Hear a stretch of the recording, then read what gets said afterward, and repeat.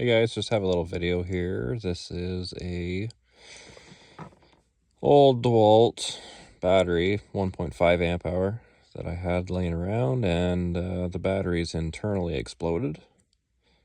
So I had an old AC adapter.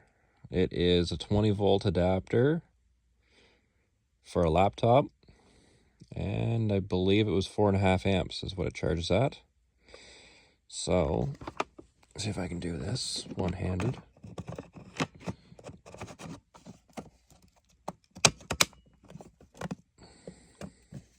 It's a little low powered, can't do a drill obviously, but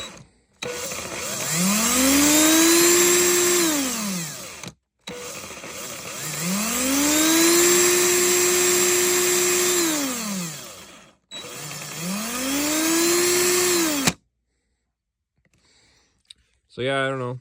I should have got a bigger adapter. These are the specs on it.